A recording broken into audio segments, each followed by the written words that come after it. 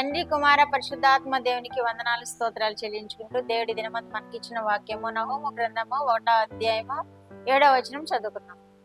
యెహోవా ఉత్తముడు, శ్రమ దినమందు ఆయన ఆశ్రయదుర్గము, తన యందు నమ్మిక ఉంచు వారిని ఆయన ఎరుగును. దేవుడి వాక్యం ద్వారా మనల్ని దీవించునుగాక.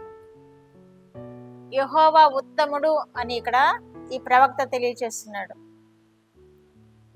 అనుభవపూర్వకంగా తెలియచేస్తున్నాడు. యెహోవా ఉత్తముడు అంతే కదా, మరి ఆయన ఉత్తముడు కాబట్టి మనలాంటి అపరాధములను కూడా క్షమించి ఆయన మనకి మేలులను గ్రహిస్తున్నాడు. ఆయన ఉత్తముడు కాబట్టి శ్రమ దినమున ఆయన ఆశ్రయదుర్గము అంటున్నాడు.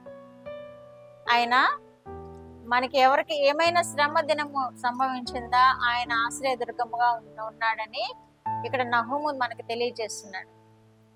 శ్రమ దినమున ఆయన ఆశ్రయదుర్గము అంటున్నాడు. కాబట్టి మన పరిశుద్ధ గ్రంథంలో ఎవరెవరైతే శ్రమ అనుభవిస్తున్నామో అనే భావన కలిగి ఉన్నారో వారందరూ దేవుణ్ణి ఆధారం చేసుకొని విడుదల పొందిన వారినిగా మనం చూస్తున్నాం. ఎవరైతే శ్రమ దినం ఎదుర్కొంటున్నారో వారందరూ విడుదల పొందారు, దేవుణ్ణి ఆశ్రయించి విడుదల పొందారు. మనం రాజుల గ్రంథంలో, సమూయేలు గ్రంథంలో, దినవృత్తాంతాల గ్రంథాల్లో చూస్తాం. ఎవరెవరైతే దేవుణ్ణి ఆధారం చేసుకున్నారో వారందరూ ఆ శ్రమ నుండి విడిపింపబడిన విధానాన్ని మనము చదువుతూ ఉన్నాం. అలాగే ఇక్కడ నహూము కూడా తెలియజేస్తున్నాడు, శ్రమ దినమున ఆయన ఆశ్రయదుర్గము అంటున్నాడు. మనకేమైనా ఇబ్బంది వచ్చినప్పుడు, మనం ఏమైనా శ్రమ దినముగా భావించినప్పుడు దేవుణ్ణి ఆశ్రయము దుర్గముగా మనకున్నాడని గుర్తెరిగి ఆయన ఆశ్రయిద్దాం.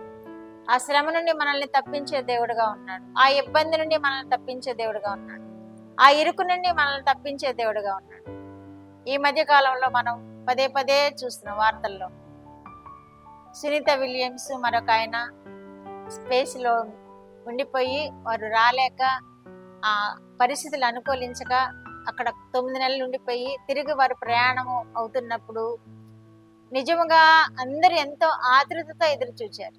వారికి శ్రమ దినం వచ్చినప్పుడు వారు దేవుని కలిగిన బిడ్డల కనుక వారు దేవుని యొక్క ఆశ్రయం పొందారు. 9 నెలలు అక్కడ ఉన్నారు అంటే వారు దేవుని యొక్క కృప పొందుకున్నారు, వారు ఆశ్రయం పొందారు, దేవుని ఆశ్రయం పొందారు.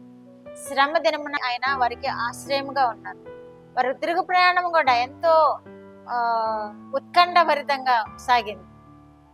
అయినప్పటికీ వారిని దేవుడు క్షేమంగా భూమి మీదకి రప్పించారు.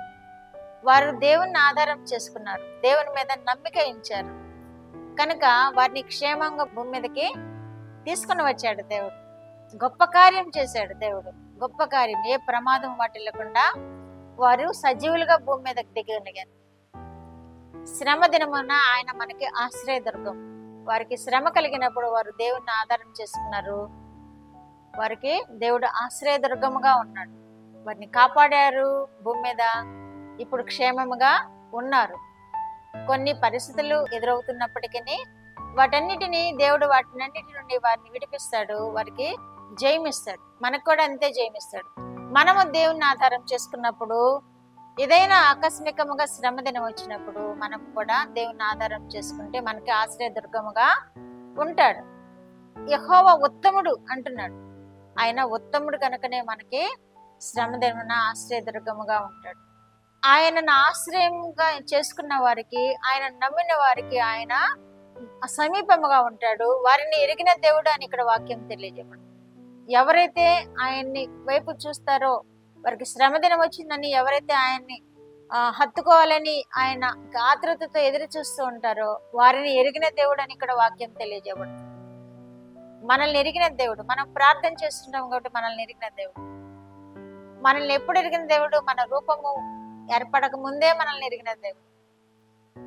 ఇప్పుడు భూమి మీద జీవిస్తున్నప్పుడు కూడా మనల్ని ఎరిగిన దేవుడు. ఇప్పుడు ఆయన్ని సేవిస్తున్న వారం కనుక మనల్ని ఎరిగిన దేవుడు కనుక మనం ఎప్పుడైనా ఆయన్ని పిలిచినప్పుడు, ఎప్పుడైనా ఆధారం చేసుకున్నప్పుడు తప్పకుండా మనకి ఆ శ్రమ నుండి తప్పించే దేవుడుగా ఉన్నాడు. ఇర్మీయా గ్రంథము 33:11 కూడా పాడైపోయిన యోధా పట్టణంలో, యెరూషలేములో వీధుల్లోనూ సంతోష స్వరమును, ఆనంద శబ్దమును, పెండ్లి కుమార్తె స్వరమును, పెండ్లి కుమార్తె స్వరమును యెహోవా వినిపింప చేయును అంటున్నాడు. అంటే ఎవరికైనా ఏదైనా శ్రమ, ఇప్పుడు ఇశ్రాయేలీలు చాలా శ్రమ పడ్డారు, యెరూషలేము వారు చాలా శ్రమ పడ్డారు.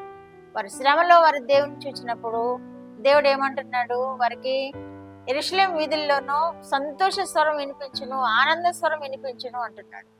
వారి పెండ్లి కుమార్తె స్వరం వినపడుతుంది, పెండ్లి కుమారుని స్వరం వినపడుతుంది అంటున్నాడు. ఆయన ఆధారం చేసుకుంటే ఏ శ్రమ వచ్చినా ఏ ఇబ్బంది వచ్చినా పెండ్లి కుమార్తె స్వరం అంటే అది ఎంతో సంతోషకరమైన సమయం కదా, పెండ్లి కుమారుని స్వరం అంటే అది ఎంతో సంతోషకరమైన సమయం కదా. అలాంటి సంతోషకరమైన సమయాలు మనకిస్తాడు ఆయన మీద ఆధారపడినప్పుడు. శ్రమ కలిగిందా ఆయన మీద ఆధారపడినప్పుడు అలాంటి ఇరుకు నుండి మనకి సంతోషాన్ని, సమాధానాన్ని, నెమ్మదిని ఇస్తానంటున్నాడు. పాడైపోయిన స్థలాలను ఆయన బాగు చేసే దేవుడుగా ఉన్నాడు కనుక మనము ఆయన ఆధారం చేసుకున్నాము. ఏమైనా మనకి శ్రమ కలిగిందా, ఏమైనా మనకి ఏదైనా అసంతృప్తి కలిగిందా, ఏదైనా మనకి ఇబ్బంది కలిగిందా, దేవుణ్ణి ఆధారం చేసుకున్నాము. ఆయన మనకి ఆశ్రయం దుర్గముగా ఉన్నాడని మనము మెలకువగా ఉండి ప్రార్థన చేసి మన ఇరుకులన్నిటిలో నుండి మనము ఆయన ద్వారా విశాలత పొందుకున్నాం. ప్రార్థన. మా దేవా, మా ప్రియ పరలోక ప్రభువా, మీ పరిశుద్ధ పాదములకు వందనాలు, స్తోత్రాలు. మా రక్షకుడు అయిన యేసుక్రీస్తు దేవా స్తోత్రాలు, పరిశుద్ధాత్మ దేవా స్తోత్రాలు. ఇచ్చిన వాక్యము కొరకు స్తోత్రాలు ప్రభువా. దేవానైనా వినిచిన బిడ్డలందరినీ మీరు ఆశీర్వదించండి. మిమ్మల్ని ఆశ్రయించి వారు గొప్ప మేలులు పొందుకునేలాగా కృప చూపండి. కుటుంబాల్లో నెమ్మది దయచేయండి, కుటుంబాల్లో సంతోషము, సమాధానం దయచేయండి, కుటుంబాల్లో ఆరోగ్యం దయచేయండి. మీరే మహిమ పొందమని యేసుక్రీస్తు వారి పేరిటి మనవులు మీ పాదములతో వేడుకుంటున్నాను పరమ తండ్రి. ఆమేన్.